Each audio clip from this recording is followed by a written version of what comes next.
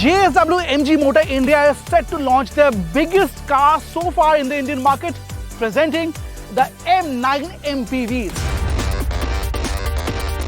This is an electric car with a 90 kilowatt-hour battery pack, promises a range of over 440 kilometers, and we are going to test this car out today in the roads of Goa. We'll tell you more about the features, how is it from the driving seat, and should you be putting your hard-earned money behind this car or not. If you find this video interesting, you know what to do. Like, share, and subscribe to our YouTube channel. Well, this might be the second biggest real estate that you own after your house. Well, this one spans at almost 5.3 meters in length. Between those 19-inch alloy wheels, the wheelbase stands at 3.2 meters exactly, longer than the MG Comet. The face is typically an EV, flush design, sleek LED lights, and then you have projector beams, circular in design, and there's profuse amount of chrome which blends nicely with this silhouette and color. You tell me, how do you like the shades on the alloy design? Mirrors are huge in size. There is a chrome beltline, chrome on the door handles, and these door handles are electrically operable, which means touch of a button you can get into the car. Much like the front, the rear also gets connected LED light strip, which in fact at night looks really pleasing to the eyes, and it drops down just like a waterfall. With all three rows up is meager, but then if you're not putting the third row to use, this can expand to almost 1000 liters, good enough for any family of that sort. Well, this might well be the costliest MG till date, and I expect this to come around 60 to 65 lakh rupees like showroom bracket. Single trim, fully loaded limousine variant, and then this will be sold through the new MG Select dealership network that's coming up. What is a no-brainer is it's packed to the gills, features aplomb, and they are quite well appointed. Let's take a deep dive. This one is a 12.3-inch freestanding display, gets Android Auto, Apple CarPlay connectivity, but then there is lack of physical controls. Most of the features that you have to access are through this, so that kind of takes away some amount of attention, and I don't like it. This is a 7-inch driver's display, is also fully digital, quite lit, but then this size, I think it's quite different to what we have seen so far. The steering wheel is also massive. It's a new 2-spoke steering unit and gets all the ADAS controls and music on the other end. The glove box is decently deep, so is the arm box here. I mean, you can really put a couple of bottles here and it will wallow them quite easily. Then there is massive door bins. There is space in the central tunnel. So in terms of space, there's no dearth. Well, the A-pillars are a little too protruding to my liking, but then this is an MPV.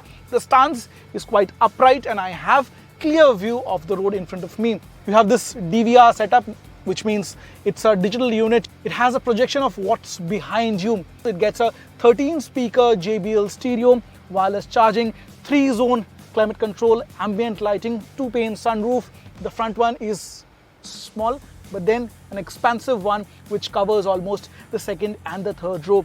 Talking about the seats, the front and the middle row seats are electrically adjustable, goes without saying, gets ventilation, heating, and massage functionality. That kind of sums up the kind of features this car has. In terms of fit and finish level, I think it's quite decent for the money it will charge you. Plenty of soft touch material. It's minimalistic right through the middle. You have sleek AC vents, and these are finished in satin color. Goes with overall nice complexion. However, I feel had it been a darker shade of brown, well, might have suited a lot of customers. Moving on, these seats have dual complexion, which means they also get suede leather with this perforated leather stitching. However, the seats are a little too big and lack the side bolstering that I was expecting. There is a plethora of level 2 ADAS functionalities that you get for the car. However, I feel the 360-degree camera quality could have been better. Tire pressure monitoring system comes as standard. You get 7 airbags. This car has gotten 5-star crash test rating at Euro NCAP. Driver fatigue monitoring system, so in case your driver is tired or dozes off or uses his phone, there would be an alert all the time. So in that sense, your family is really enveloped in safety. Let's hop onto the second seats. In fact, they matter the most in this car, and I'll tell you why. It's quite obvious the person who would buy this car would spend 99% of the time at the place where I am right now, and I'm happy to report the space here has got no problem whatsoever. There's abundance. You can move around your legs, make this recliner a lounge if you want to. It can flatten all the way, giving space that you would actually want if you're going on a long road trip. But then these seats, as I've shown you from outside, these can be also operated in a couple of ways from inside. You can open them or close them with the touch of a button. Sun blinds go without saying. The sunroof, as I told you, it gives me a good view of the sky. The middle row seats are electrically adjustable and to an extent of 16 degrees. The headrest goes up and down. You have calf support. These seats move sideways, and then there is a whole lot of adjustments you can do as you go. Also, there is boss mode function, which means you're sitting at the rear seat. Touch of a button, you can adjust the front co-driver seat if there's no one there. Also, these screens you see here, these are not standard fitment, pay extra, and you can have them for entertainment on the go. This is a 3-zone cabin, which means rear passengers can play around with the AC settings, which are given here. The AC vents are on top of my head. The window area is large, whether you're sitting in the second row or the third. The glass volume is good, which means inside the cabin there is no dearth of airiness. And lastly, but most importantly, you have 2 screens for both the passengers here, through which you can control a lot of things. For example, the sunroof, you can close the blind, open the roof, you can change the music, volume, controls for these seats, ventilation, heating, massage, everything you can do from here.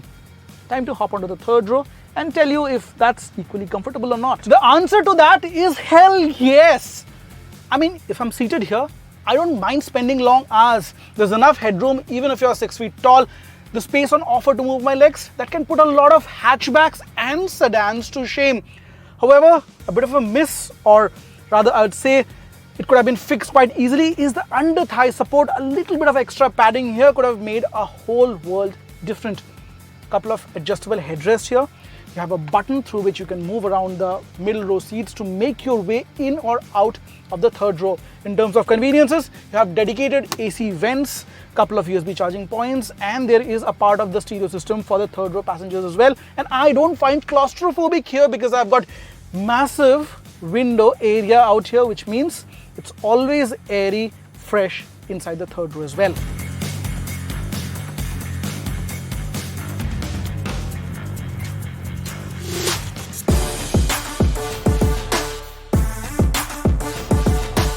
Well, let's get to the driving bit of the M9, which might not be the most interesting aspect of this car. Well, output from the front axle single motor setup is 245 horsepower and 350 Newton meters of peak torque. You get 3 drive modes, 3 levels of regeneration. At the driving seat, the steering wheel is quite neutral. Don't expect to be sporty, thanks to the size, the softer tuned suspension. But overall, it feels plush, very likable because the view from here, I have good command. I can see the edge of the bonnet, and overall the window area, the glass view, everything is so nicely matched with the size of this car.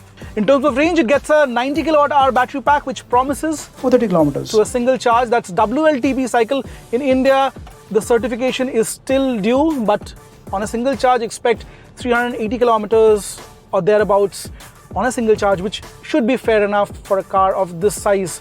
Company says a DC fast charger can top up 30 to 80% in half an hour's time. But then for all practical purposes, if you switch to a AC wall box charger, 11 kilowatt, it should take an overnight's time for top up, which means 9 to 10 hours is what you should be realistically expecting with this car. The handling is very neutral, ride quality is supple, but then the NVH levels, they could have been better. There is a bit of road noise, tire noise that creeps inside the cabin that disturbs quite a bit.